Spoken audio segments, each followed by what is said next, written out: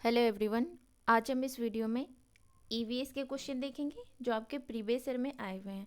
I hope कि आपको video पसंद आएगी। आप इस वीडियो को ज़रूर देखें, ये आपके पेपर में बहुत ज़्यादा हेल्प करेगी। आप इसको एक प्रैक्टिस सेट की तरह लेंगे और कमेंट करेंगे आपके कितने मार्क्स आ रहे हैं। 30 में से आपके कितने आए हैं वो आप कमेंट करेंगे। टाइम बहुत ज़्यादा कम है, 1-2 दिन बचे हैं आपके, टेंशन नहीं लें। जितना आपने पढ़ा है उसको रिवाइज करें और प्रीवियस लगाएं और फ्री माइंड होकर जाकर पेपर देकर आएँ। चलिए क्वेश्चन नंबर फर्स्ट देख लेते हैं। ये कह रहा है,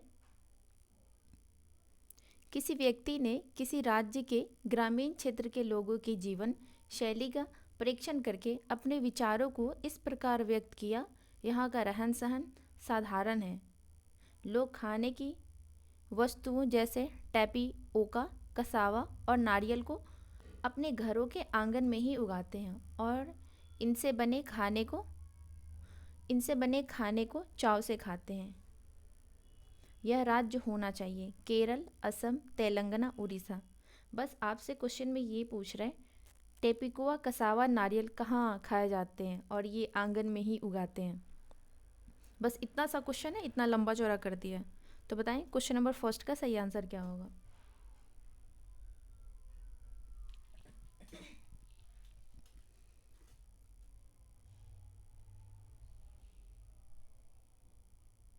आपका सही आंसर हो जाएगा option number first is the right answer, Kerala. Question number second देखते हैं। ये कह रहा है, मिजोरम के जंगलों में की जाने वाली झूम खेती के बारे में नीचे दिए गए कथनों पर विचार कीजिए। झूम खेती के बारे में आपसे पूछ रहे हैं। एक फसल काटने के पश्चात उस भूमि को खुला छोड़ देते हैं, उस पर कुछ वर्षों तक कुछ भी नहीं उगाया जाता। सेकेंड है, इस भूमि पर उगने वाले बांसों और खरपतवारों को काटकर जला दिया जाता है। सी है, इसके पश्चात बीज बोने से पहले इस भूमि को गहरा जोता जाता है। डी है, रासायनिक उर्वरकों और कीटनाशियों पीड़कनाशियों का उपयोग आवश्यकता अनुसार किया जाता है। ई है, एक ही खेत में भिन्न भिन्न प्रकार की फसलें जैसे मक्का, चावल, मिर्च और सब्जियों को उगाया जाता है। इनमें से सही कथन कौन सा है।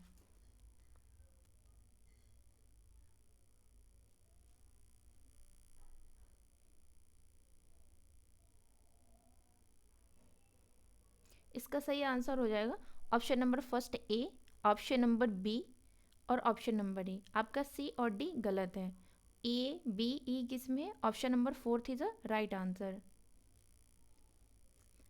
क्वेश्चन नंबर थर्ड देखते हैं।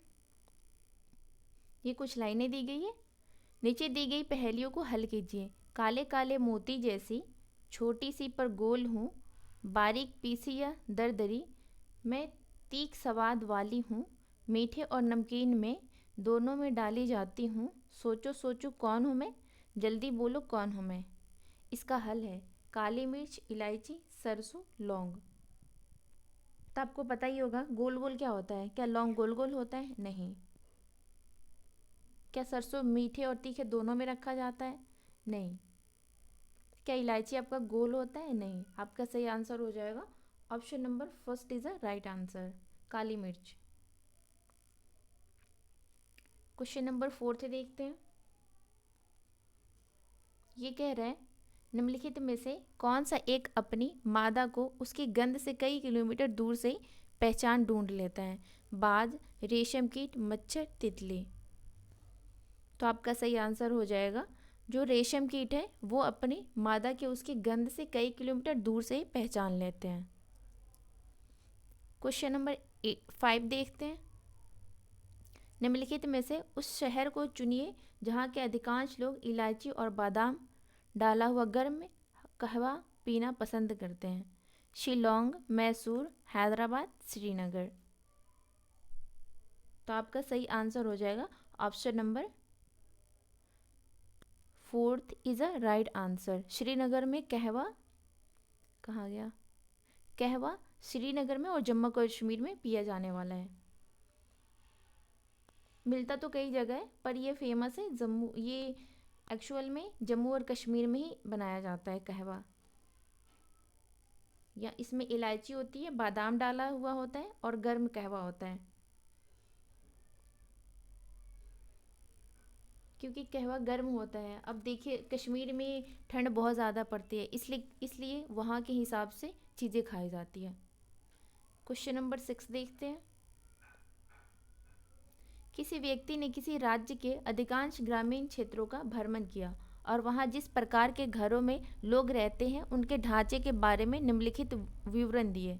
यहाँ कुछ घरों के बारे में बताया जा रहा है। भारी वर्षा होने के कारण यहाँ के घर जमीन से लगभग 3 मीटर से 3.5 मीटर 10 से 12 फीट ऊंचाई मजबूत बांस के खंभों पर बने होते हैं। लोग घर में प्रवेश करने के लिए सीढ़ी का प्रयोग करते हैं और रात के समय सीढ़ी हटा देते हैं। ये घर अंदर से भी लकड़ी के बने हैं और इनकी छतें ढालू हैं। यह राज्य होना चाहिए हिमाचल प्रदेश, मिजोरम, झारखंड, असम। आपको पता ही होगा ऐसे घर कहाँ बनाए जाते हैं। ऐसे घर आपके असम में बनाए जाते हैं। Option number 4 is the right answer, क्योंकि बाढ़ इलाका है ना, पानी आ जाता है बार बार, इसीलिए बांस के खंभों पे घर बनाया जाता है ताकि पानी नीचे रहे और फिर आए और चला जाए। क्वेश्चन नंबर 7 देखते हैं। दिल्ली की टूरिस्ट गाइड में एक मानचित्र दिया गया। इस मानचित्र के एक कोने पर लिखा है पैमाना 1 सेंटीमीटर 990 मीटर। यदि इस मानचित्र पर किन्हीं दो स्थलों के बीच की दूरी 21.2 सेंटीमीटर मापी गई है तो इन दो स्थानों के बीच की वास्तविक दूरी निकटतम है। 22 किलोमीटर, 21 किलोमीटर, 20 किलोमीटर, 19 किलोमीटर। तो आपका सही आंसर हो जाएगा option number 2 is a right answer, 21 kilometre.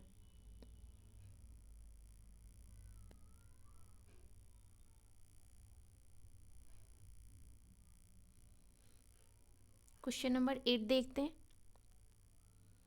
निम्नलिखित में से मच्छरों द्वारा फैलने होने वाले 2 रोगों के युगल जोड़े को चुनिए। मलेरिया, मियादी बुखार, टाइफाइड, चिकनगुनिया और डेंगू, हैजा और मियादी बुखार, टाइफाइड, डेंगू और हैजा। तो बताएं इसका सही आंसर क्या होगा क्वेश्चन नंबर 8 का। इसका सही आंसर हो जाएगा option number 2 is a right answer, chikungunya और डेंगू। क्वेश्चन नंबर 9 देखते हैं। निम्नलिखित में से पक्षियों का वह युगल जोड़ा चुनिए जिनकी दृष्टि श्रेष्ठ होती है और हमारी तुलना में 4 गुनी दूरी की वस्तुओं को स्पष्ट देख सकते हैं। कौवा और चील, बाज और गिद्ध, शकरखोरा और बाज, कौवा और गिद्ध। तो आपको पता ही क्या होगा कि वो कौन ऐसा चिड़िया है जो ज़्यादा दूर से, हमारी तुलना में वो ज़्यादा दूर से देख लेते हैं। तो आपका सही आंसर हो जाएगा option number 2 is the right answer, बाज और गिद्ध। क्वेश्चन नंबर 10 देखते हैं। वह राज्य जहां तोरांग का अर्थ जंगल है कौन सा है? मिजोरम, झारखंड, अरुणाचल प्रदेश, छत्तीसगढ़।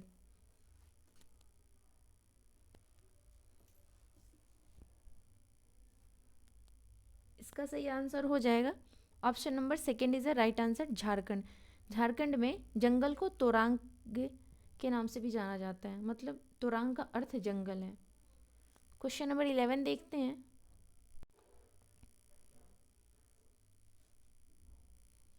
ये कह रहा है किसी छात्र का घर x और उसके विद्यालय y पर स्थित है तथा x और y के बीच कोई सीधी सड़क नहीं है, अतः विद्यालय पहुंचने के लिए छात्र पहले A पर जाते हैं जो x के ठीक दक्षिण 60 मीटर की दूरी पर है, फिर वह B पर जाते हैं जो A के ठीक पूर्व में 60 मीटर की दूरी पर है, फिर वह C पर जाता है जो B के ठीक दक्षिण में 50 मीटर की दूरी पर है।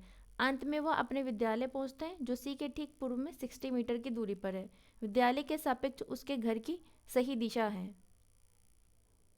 दक्षिण पूर्व, दक्षिण पश्चिम, उत्तर पूर्व, उत्तर पश्चिम। तो बताएं 11 का सही आंसर क्या होगा?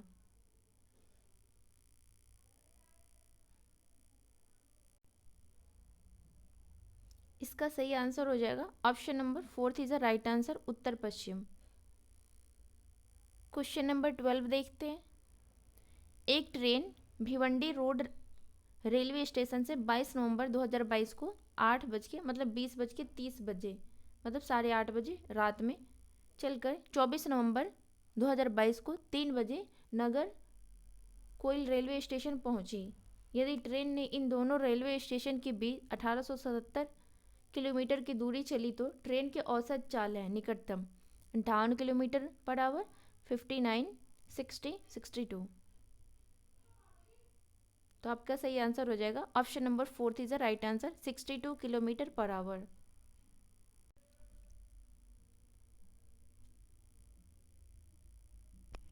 क्वेश्चन नंबर 13 देखते हैं।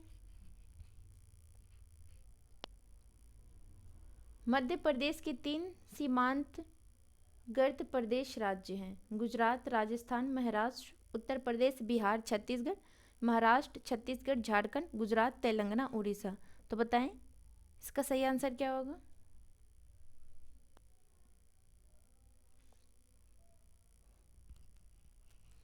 आपको पता ही होगा कि मध्य प्रदेश से लगने वाले राज्य कौन कौन से हैं। आपका गुजरात होगा, तो आप ये देखिए गुजरात किस किस में है।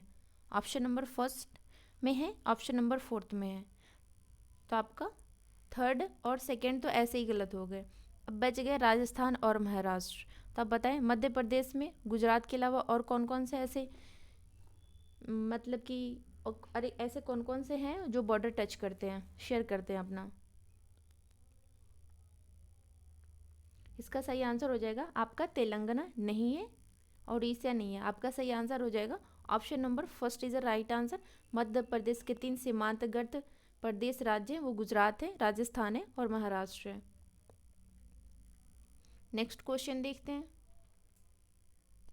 क्वेश्चन नंबर 14, राज्यों का वह एक समूह चुनिए जिनके समुद्र तट अरब सागर पर है।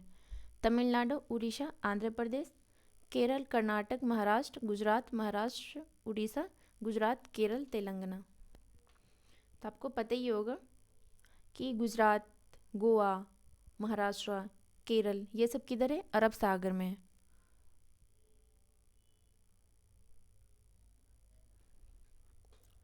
आपको पता ही होगा जो आंध्र प्रदेश है वो अरब सागर में नहीं है, बे ऑफ बंगाल में है।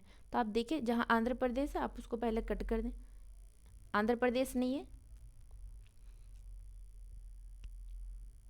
आपका उड़ीसा भी नहीं है और आपका तेलंगाना भी नहीं है। तो आपका सही आंसर हो जाएगा option number second is the right answer, Kerala, Karnataka and Maharashtra. Question number 15 देखते हैं। निम्नलिखित में से वह युगल चुनिए जो हमारे देश के एक राज्य और एक केंद्र शासित प्रदेश से मिलकर बना है। आपको पता ही होगा कि 28 स्टेट है और 28 यूटी है, टोटल 30 है। आपसे पूछ क्या रहा है, एक केंद्र शासित, एक राज्य और एक केंद्र शासित प्रदेश। लक्षद्वीप, पुदुचेरी, आपको पता ही होगा ये दोनों यूटी हैं। चंडीगढ़, दिल्ली ये भी यूटी। आपका नागालैंड और लद्दाख, मणिपुर और मेघालय। तो बताएं आपका फर्स्ट सेकंड नहीं होगा, थर्ड और फोर्थ में से बताएं इसका सही आंसर क्या होगा। आपका सही आंसर हो जाएगा option number third is the right answer. जो मणिपुर है और मेघालय ये दोनों स्टेट हैं और आपसे क्या पूछ रहा है, एक यूटी पूछ रहा है और एक स्टेट पूछ रहा है। तब का नागालैंड स्टेट हो जाएगा और लद्दाख यूटी हो जाएगा, मतलब केंद्र शासित प्रदेश। अब हम पेडागोजी के सवाल पे आते हैं। क्वेश्चन नंबर फर्स्ट कह रहा है राम अवधान स्मरण शक्ति, समस्या समाधान और योजना बनाने का उल्लेख कर रही थी। वह संकेंद्रित थी समूह दबाव पर, सामाजिक कौशलों पर, सहयोगी कौशलों पर, संज्ञान पर।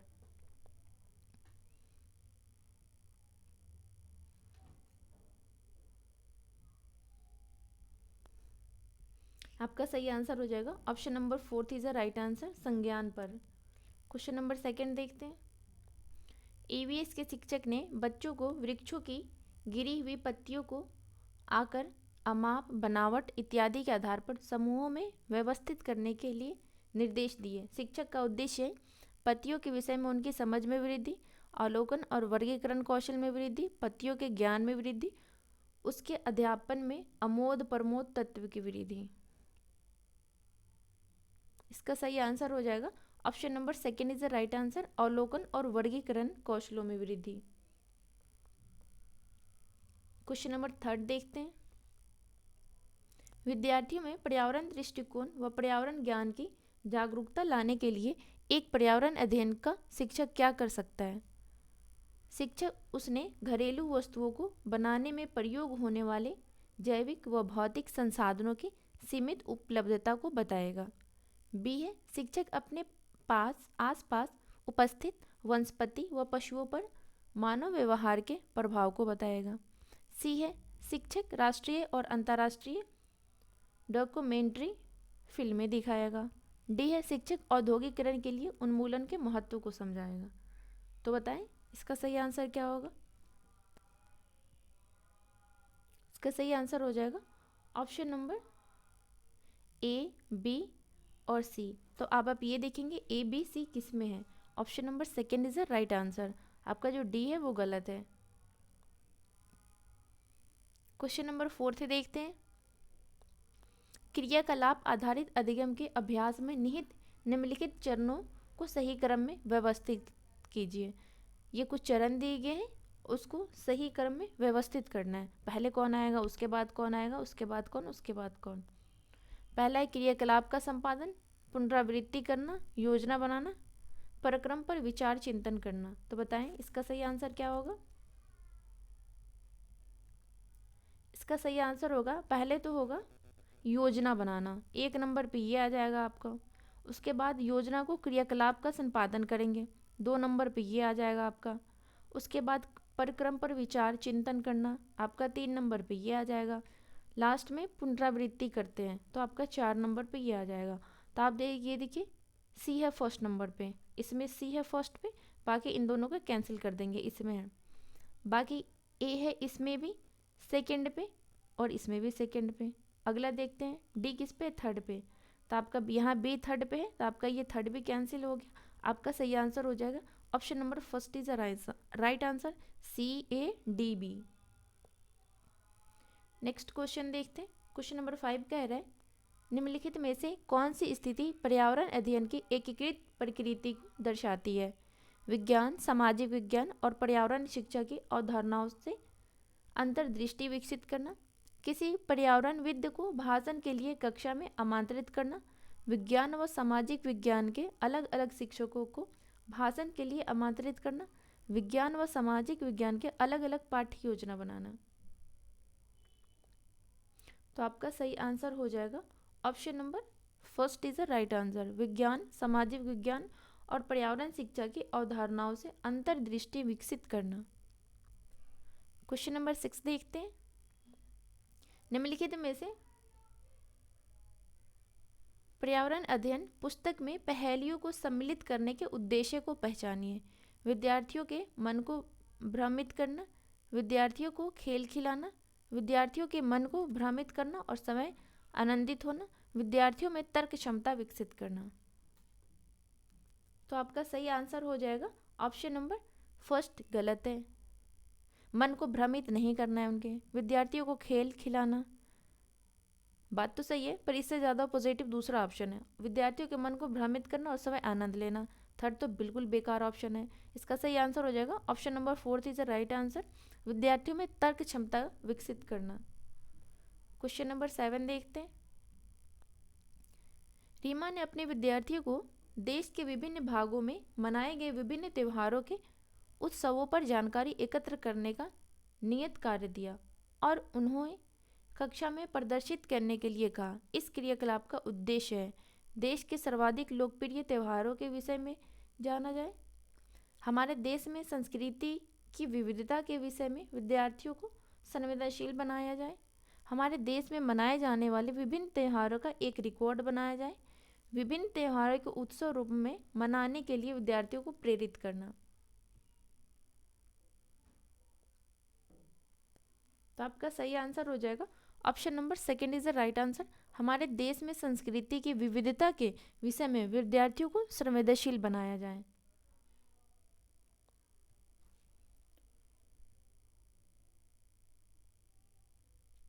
नेक्स्ट क्वेश्चन देखते हैं। क्वेश्चन नंबर 8 देखते हैं। आदित्य ईवीएस शिक्षक अपने विद्यार्थियों के साथ बैठे और उन्हें चिकनी मिट्टी से कई चीज़ें बनानी सीखी। एक विद्यार्थी जो अन्य विद्यार्थियों के साथ फर्श पर नहीं बैठ सकती थी। वह कुर्सी पर बैठी और उसने आदित्य और उसके सहपाठियों से चिकनी मिट्टी से विभिन्न वस्तुएं बनानी सीखी। इस क्रियाकलाप के दौरान आदित्य ने बच्चों से बातें की और सृजनात्मकता को प्रोत्साहित किया। उसने विद्यार्थियों को चिकनी मिट्टी का उपयोग करके अपनी पसंद का दृश्य बनाने के लिए कहा। प्रत्येक समूह ने एक भिन्न विचार प्रस्तुत किया एवं एक भिन्न दृश्य बनाया। इसके द्वारा उसने अवसर प्रदान किया विद्यार्थियों को उनकी प्रतिभा प्रदर्शित करने का, जिससे कि वह अपनी क्षमता को बेहतर कर सके, विद्यार्थियों में प्रतिद्वंदिता को मन में बैठाने का। तो बताएं इसका सही आंसर क्या होगा? आपका सही आंसर हो जाएगा, आपका जो सी है ना वो बहुत बेकार ऑप्शन है। आपका सी जो है वो गलत है। ए और बी सही है, तो ए और बी किस में? Option number 4 is the right answer.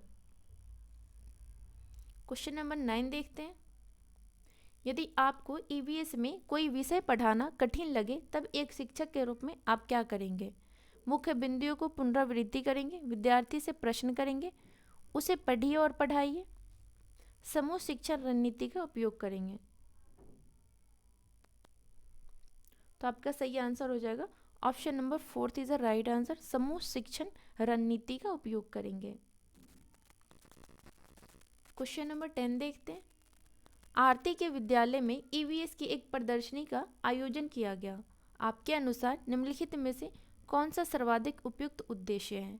विद्यार्थियों और माता पिता को संतुष्ट करना, विद्यार्थी में रचनात्मक प्रवृत्ति को निर्दिष्ट करना, प्रधानाध्यापक और सहकर्मियों को प्रसन्न करना, विद्यार्थियों को भावी पेशों के विकल्पों के लिए प्रशिक्षण देना। इसका सही आंसर हो जाएगा option number 2 is the right answer, विद्यार्थियों में रचनात्मक प्रवृत्ति को निर्दिष्ट करना। क्वेश्चन नंबर 11 देखते हैं। ईवीएस में शिक्षण अधिगम परिक्रम की विधि निर्भर नहीं करती। आपसे यहाँ नहीं पूछ रहा है। विद्यालय के दर्शन शास्त्र पर, संसाधनों की उपलब्धता पर, बच्चों की आवश्यकताओं पर, बच्चों के पूर्व अधिगम अनुभव पर। तो आपका सही आंसर हो जाएगा ऑप्शन नंबर, आपसे नहीं पूछ रहा है तो आपका 2nd, 3rd, 4th तो पॉजिटिव ऑप्शन है, लेकिन आपसे जब नहीं पूछ रहा है तो आपका आंसर हो जाएगा option number 1 is the right answer, विद्यालय के दर्शन शास्त्र पर। क्वेश्चन नंबर 12 देखते हैं। ईवीएस का शिक्षण अधिगम प्रभावी होगा यदि शिक्षक विभिन्न अर्थपूर्ण और संदर्भित क्रियाकलापों का संचालन करें, का अपने विषय पर आधारित हो, विषय समाप्त करने के पश्चात गृह का नियत कार्य दें, विषय के प्रारंभ विद्यार्थियों को उद्देश्य बता दें। तो बताएं 12 का सही आंसर क्या होगा? इसका सही आंसर हो जाएगा option number 1 is the right answer, विभिन्न अर्थपूर्ण और संदर्भित क्रियाकलापों का संचालन करें। क्वेश्चन नंबर 13 देखते हैं। ईवीएस के शिक्षण को प्रक्रिया कौशलों को प्रोत्साहित करना चाहिए जो जांच आधारित हाथ से करने वाले अधिगम की घटनाएं हैं। निम्नलिखित में से कौन सा कौशल नहीं है? आपसे नहीं पूछ रहा है। नियत करना, परीक्षण करना, पूर्वानुमान लगाना, निष्कर्ष निकालना।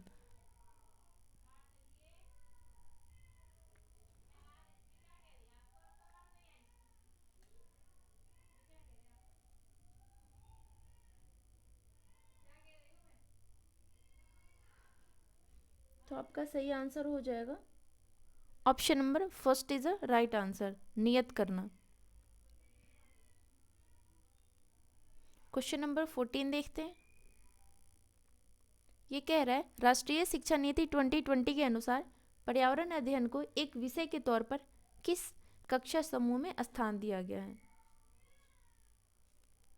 2nd और 3rd, 3rd, 4th, 5th में, 4th और 8th में, 9th, 10th में।